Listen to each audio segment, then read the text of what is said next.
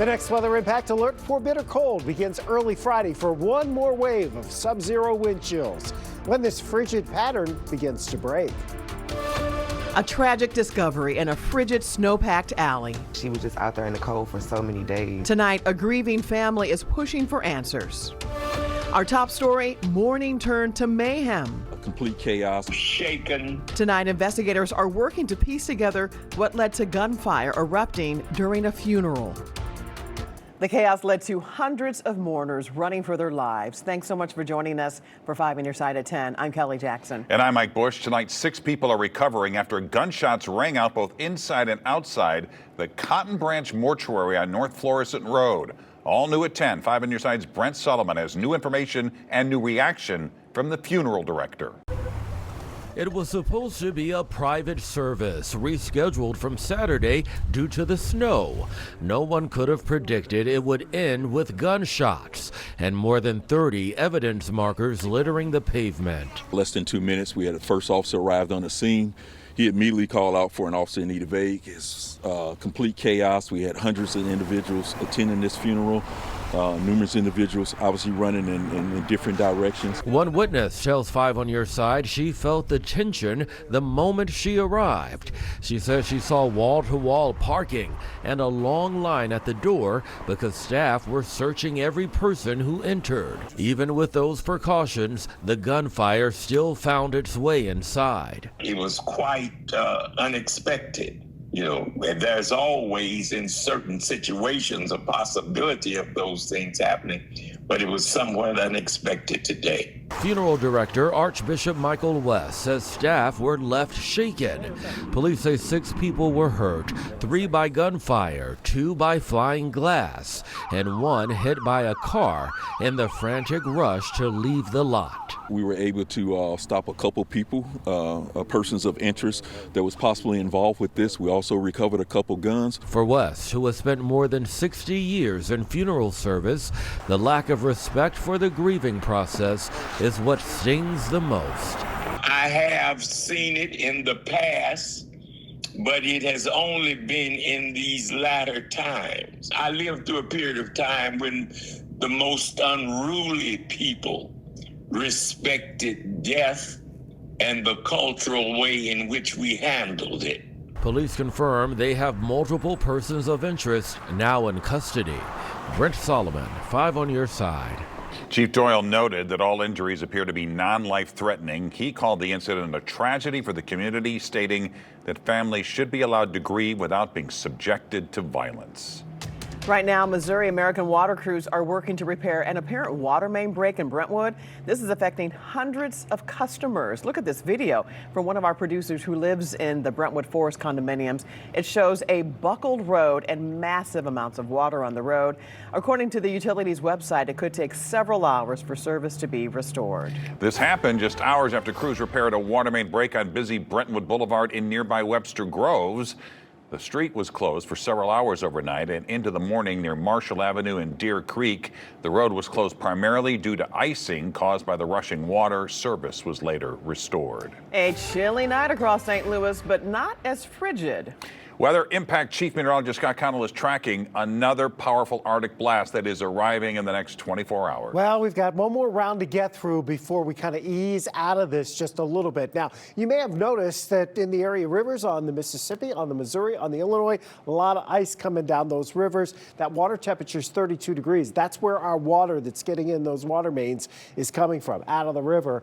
And so when that interacts with the ground, you get a lot of shifting. That's why we're seeing some of those breaks. When we get these big cold outbreaks, it tends to happen more often. So what's next? There is more Arctic air coming. The bitter wind chills will return Friday into Sunday. The impacts here, well, there's more concerns about freezing pipes and dangerous wind chills, especially starting Friday morning, peaking on Saturday morning. Right now, clouds are keeping us from dropping too much. Winds, though, are turning to the north-northeast, and we do expect colder air to kind of seep in here during the overnight hours. Wind chills to our north and northeast are colder. They're not dramatic, though, because we don't have a lot of wind out there at the moment. But that northeast breeze, it's a subtle one. Tomorrow morning, wind chills still in the single digits, but at least above zero. We'll have clouds out the door, but it should be on the dry side. More on this next round of Arctic Air in a few minutes. 5 on your side will continue to live stream weather alerts until this deep freeze ends. Just scan the QR code on your screen to download our free app. You can also get the latest weather impact forecast delivered straight to your phone anytime. Just text the word weather to 314-425-5355. Tonight, a St. Louis family has many questions after their loved one was found lying in a snow-packed alley in frigid temperatures. Officers found the woman near Dr. Martin Luther King and Belt Avenue on Monday morning. She later died at the hospital. New tonight, her family talks only to 5 on your side's Robert Townsend. Her family says Friday morning, Shanika Lindsay left her home on Theodosia Avenue in North St. Louis. Lindsay lived with her best friend. She left and went to the store. By the time she came back, Shanika was gone. Police say 3 days later they received a report of a body near MLK Drive and Belt Avenue. Officers went there and found 45-year-old Shanika Lindsay lying in a snow-covered alley in below freezing temperatures. They say she was pronounced dead at a hospital. It's upsetting. Yeah, it's very hard. It really is.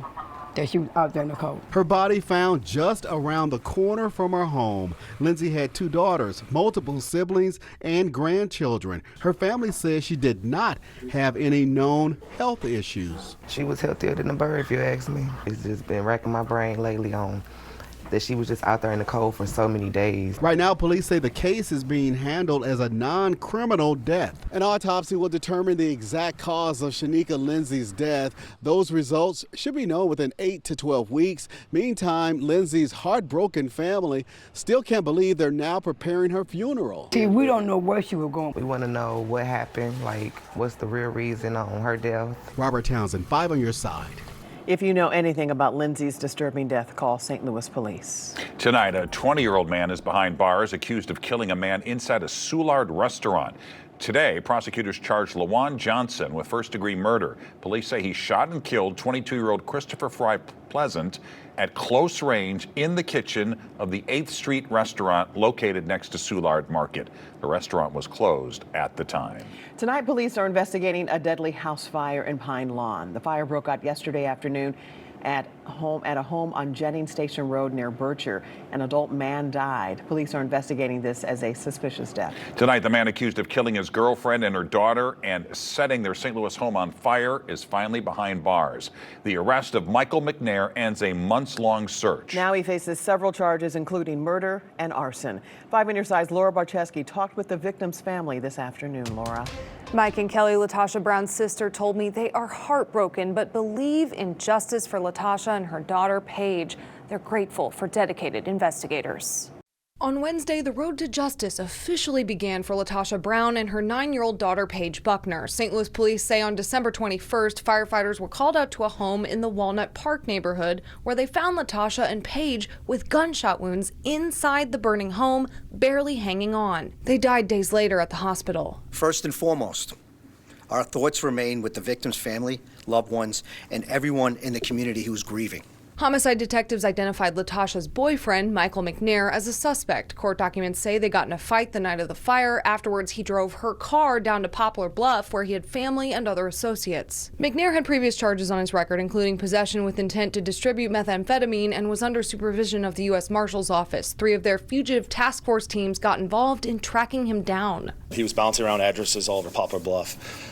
We did have information, and then the snowstorm kind of hit, and that led to a couple days as well for us to safely get down there. Court documents say on January 8th, investigators tried to take him into custody, but later learned New Madrid County Sheriff's Deputy Lakeisha Miller allegedly texted a man telling him, quote, "You better tell your peeps they coming to their house." Officers saw multiple cars leaving a home as they were arriving to search it. Miller is now facing charges in Butler County for hindering the prosecution. He did have multiple people helping him, and we defer to the local prosecutors down there. Officials were able to track him through cell phones and other tips that led them to an abandoned structure in the woods where they took him into custody. The victim's sister, Lisa Thomas, said in a statement to 5 on Your Side there was nothing binding them together, nothing that should have prevented him from simply walking away. Instead, he made a choice that destroyed lives and futures. Our family believes in justice. We trust that this court will recognize the magnitude of what has been taken from us. McNair is being held without bond, facing 2 counts of first-degree murder, 2 counts of armed criminal action, and individual counts of first-degree arson and unlawful possession of a firearm. He is expected in court tomorrow. St. Louis City road crews are making progress plowing and treating residential roads. They were out today while the sun was up, making a big push to get to some of the more challenging streets. One trouble spot seems to be Soulard. City of St. Louis Streets Commissioner Kent Flake explained the reason why to 5 on Your Side. There's a lot of things that make areas harder. So anything that's shaded is always just a pain. And Soulard's got a ton of buildings all right up the sidewalk. A lot of them see very little sun. So no matter what we do, it's hard to really get those areas cleaned up. Yeah, the streets department has gotten multiple requests to clear residents' cars off. Officials contend that's not the job of the city. Abortion access in Missouri now in a judge's hands. The case we're talking about really is all about the health and safety of women. Tonight, political editor Mark Maxwell presses the Attorney General on what a voter-approved constitutional amendment actually changed. St. Louis hockey fans are feeling the blues ahead of an Olympic break. There's doubt when you're not playing to the level that you're accustomed to playing. Tonight, the Blues GM opens up about a homegrown goaltending decision for Milan. While we don't see any major winter storms heading our way, there is more cold to contend with. The latest on this weekend weather impact alert for bitter cold, and when we really start to melt some of this snow. Tonight, a judge is now weighing a decision on whether Missouri can keep enforcing abortion laws written before voters amended the state constitution. The trial wrapped Monday after 2 weeks of arguments. And hours ago, our political editor Mark Maxwell asked Attorney General Catherine Hanaway a straightforward question. After voters approved abortion rights, which laws, if any, no longer apply? Here is that exchange. A lot of folks are watching this lawsuit here after Missouri voters amended the Constitution to presume that abortion restrictions are invalid unless they're narrowly justified. Can you point to a specific abortion law the state is willing to concede no longer survives that standard? Oh, no, I can't. I can point to a whole bunch of them that I think do survive that standard, like the requirement to have gurneys in clinics, the requirements for sterilization of instruments, the requirement to have physicians who have admitting privileges at hospitals. To me, the case we're talking about really is all about the health and safety of women who choose to have an abortion. Why should abortion clinics be regulated any differently than other medical offices that provide procedures with similar or greater risk? Well, I don't think that they are, honestly. These can be very risky, even life-threatening procedures, and many of the restrictions are very similar to outpatient surgery clinics. The state argues that providers lack standing, yet patients face immediate barriers right now. If no provider can sue and no patient can access care, then who exactly can change these laws? Well, the legislature absolutely can. And most of these laws have been on the books for decades, long before the Dobbs decision came out, and were held to be constitutional. So when voters change the Constitution and the state keeps enforcing the same laws anyways, who's in charge here? Well, when the Constitution got amended, what it did was to legalize abortion. And frankly, a lot of this litigation is almost like a question for the judiciary. What did that constitutional amendment mean? Did it repeal all the health and safety measures that protect women and the unborn? Or is it limited to just legalizing the procedure itself? We know we've already won on the requirement that there be parental consent for abortions. We don't know how these other ones are going to come out. The next chapter will be written by a judge and possibly by voters again. Earlier this week, we heard from abortion providers, and you can see those interviews right now on our website, KSDK.com. A live look at Capitol Hill tonight, where hours ago a Senate committee held a hearing on ticket price gouging for live concerts and sporting events. Musician Kid Rock testified to Congress today, calling for a price cap on resale tickets. He also slammed the 2010 merger between Live Nation and Ticketmaster. However, he said he wasn't sure if breaking up the monopoly would fix the problem. It's no secret, none, that this industry is full of greedy snakes and scoundrels. Too many suits lining their pockets off talent they never had and fans they mislead. Executives from Live Nation also testified. Last year, President Trump signed an executive order aiming at ending ticket price gouging. All right, Chief Meteorologist Scott Connell joins us now with the weather impact forecast. I guess, Scott, the good news is that if we look ahead, that next week looks a little bit more normal than what we've had lately. Closer to average, and really when you look at this winter, you go back to November, early snow right after Thanksgiving into December, and then you have temperatures that bounce back into the 60s. We were almost 80 at the end of December, and then now we've turned the table and we've had this cold stretch with some snow. There's not a whole lot that's been normal as far as what's been going on since we started the cold weather season. We are going to be below average, staying that way through Sunday. Next week, we're a little closer, but still the average high this time of year runs about 41 degrees. Next week, it's in the lower 40s, and we're not going to get there. Our weather impact alert is running for the colder air, the next round of that bitter cold air coming in as we head towards the weekend. Right now, pretty quiet. You can see the streets down in Farmington looking pretty good. They made progress today in Highland as well.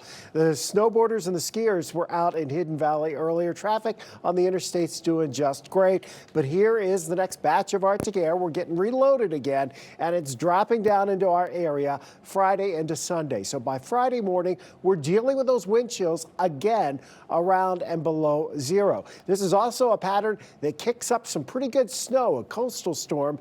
Looks like they have some decent snow coming for places that don't normally see fluffy snow down in the Carolinas and the Mid-Atlantic.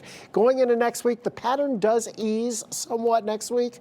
That's good news, but we still are going to stay below average temperature-wise. Here are your wind chill forecasts for Friday morning. This isn't the worst of the cold. It's certainly nothing in comparison with what we had Monday morning, but we will be looking at those wind chills around or a little below zero. Saturday morning is when the combination of the cold and the wind should peak. And so that's when our wind chills will be from 10 to maybe 15 degrees below zero on Saturday morning. Sunday morning, still cold. Overnight lows are still a little below zero to a little above, and the wind chills Sunday morning won't be that far off the low temperatures since the winds will subside just a little bit. Again, no big storms that we can see, but there will be the opportunity for a few snowflakes here in the next 36 hours. Friday into Sunday, bitter wind chills in the morning, extra layers covering that exposed skin. Tomorrow at noon, going into tomorrow evening, there might be some snow showers, snow flurries up to the north. As we do settle into the late evening hours and overnight, there may be a little band of snow that drops a dusting to perhaps an inch in a few places. It doesn't look like it's going to be very widespread. Most of us won't get in on that. 28 degrees, that's where we are now. Not bad, really. 31 was the high today. Overnight temperatures dropping back into the teens tomorrow. Here's your hour-by-hour forecast. You're basically pushing temperatures back into the low to maybe mid-20s tomorrow afternoon. The weather impact alert will begin as that cold Arctic air spills in overnight Thursday night into Friday morning with those bitter wind chills once again Friday morning, Saturday morning, and Sunday morning. Again, not as bad as what we had Monday morning because, 25 to 30 below zero is pretty brutal on a wind chill. But not a lot of fun either. But not exactly pleasant. No. All right, Scott, thanks. Here's Frank with sports. Doug Armstrong was brutally honest today on Jordan Binnington being a part of the Olympics. And Dr. Richard Shavitz has some great thoughts on the basketball coach at SLU, Josh Schertz. And right after this newscast, a new episode of my video podcast, and there you have it. It'll air on our free streaming app. My guest this week, McGraw-Milhaven from KTRS Radio. Very interesting guy. You can download our app by searching KSDK in your TV's app store.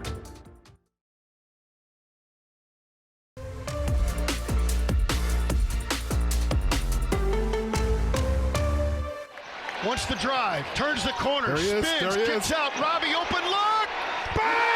Robbie Avila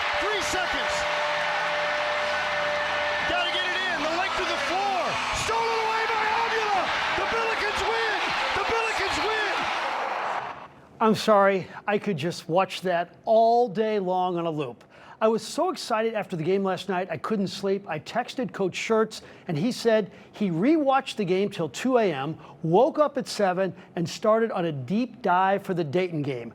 That Friday game is the earliest sellout in SLU history, and the prices for tickets on the secondary market are in the thousands. And we talk about the depth of this SLU team often, but make no mistakes, the straw that stirs the drink is Robbie Avila, and it always will be. Last night he scored a season-high 22, but it was how he scored the 22. He scored 11 of his points with the game on the line. He caught fire with about 6 minutes to play. He scored 4 of the final 5 buckets for the Pelicans. He embraced the moment. People usually just have a clutch gene or they don't. You know, it's hard to like give somebody that. You either have the ability to make shots like with all that going. He's just such an emotionally stable human being. I don't think he ever gets rattled. How about Josh Schertz? He has a squad 20-1. Only 7 active NCAA coaches have higher winning percentages than he does. And you have to credit the athletic director, Chris May, for identifying him early in the job process. I talked to Dr. Shavitz today, and he's the president of the Schertz fan club. I just love Josh, and to me, and I told him this, I said, you're the Rick Majerus number 2. You're Rick Majerus reincarnated, and as you know, Frank, and everyone, I've been, you know, Rick was a super close friend of mine. I thought he was a basketball savant, one of the smartest guys I knew in basketball, and just a great human being, and Josh is a savant, too. The Blues will try to end a 5-game losing streak tomorrow night against the Florida Panthers. And I don't think the Panthers are in the mood to throw the Blues a bone. And you know, Matthew Tkachuk, who just returned to the team, would love to score his first goal of the season in his hometown. One of the most disappointing items about the squad has been Jordan Binnington. Not all his fault, but an 8-15-6 record, 3.59 goals against, and a .867 save percentage, which is 57th in the NHL.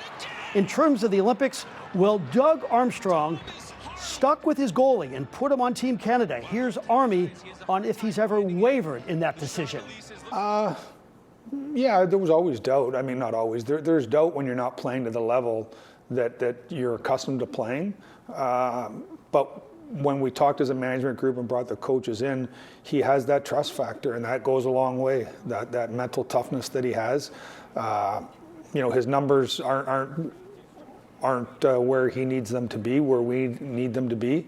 But he does have that resume being a big goalie player, and he's going to get that opportunity. And you know, I would say his resume has earned him this right, and what he gets to do is go prove everybody why he's Jordan Binnington in Milan. A team has to look for bright spots in a prolonged tailspin, or they would go crazy. Robbie Fabry provided that bright spot last night, along with Braden Shen. The former first-round pick scored the first of the 3 goals the Blues scored in that third period. Coach Jim Montgomery admires Fabry's perspective now, something 3 major knee surgeries can do for a player. He was given a lot of opportunity, and unfortunately the injuries, but his head now he's just very thankful for every shift he gets. Every shift is a gift, and that kind of mindset it permeates in our locker room, and I think that's why I say him and Shen led that comeback tonight. And that will do it in sports. All right, Frank, thanks. Well, he was the shootout star of Sochi, and now former St. Louis Blues player TJ Oshie is headed to the Super Bowl. And 5 on your side is your home for all the action at the Winter Olympics in Milan Cortina. The opening ceremony is now just 9 days away on February 6th. And Corey Miller is flying to Italy on Friday to cover the games. Look for his reports next week. TJ Oshie, the star of the Sochi Olympics, will be in Milan covering hockey for NBC Sports. At the same time, the former St. Louis Blues player will be making an appearance during Super Bowl 60. He is part of Michelob Ultra's Super Bowl ad, which dropped today. It stars Hollywood actor Kurt Russell as the Ultra ski instructor and features other Winter Olympic icons. Oshie actually played against Wyatt Russell, that's the son of Kurt Russell and Goldie Hawn, in college. Of course, Super Bowl 60, Frank, I don't know if you've heard this, but it airs Sunday, February 8th, right here on 5 on Your Side. Okay. Extra tall one. These aren't senior Olympians, but here's proof you're never too old to enjoy a snow day. Residents at the Freeburg Care Center got to go tubing yesterday. And get this, the oldest participant was 104 years old. Right Wow. there. Awfully cold out there to be doing that. Well, that would be Aunt Barbara. She would do that. I think, that's what, there's certain people that will just go and they I want to love do Party that. folks. Yeah, I'm staying in here. There is more cold air on the way. We have a weather impact alert for Friday, Saturday, early Sunday. Look at those temperatures, only in the teens for highs again Friday and Saturday. Tomorrow we're still at least in the lower 20s. There's a chance we'll get a few snow showers tomorrow evening. Don't think it amounts to much, but a few of us may see a little dusting just to kind of add insult to injury, maybe an inch. Kelly just says no. Yeah. No more snow. No. There you have it. 5 on Your Side at 10. We're always streaming on your phone and smart TV. Start your day with Today in St. Louis. That starts at 5 a.m. Have a great tomorrow. Our small dogs can't take.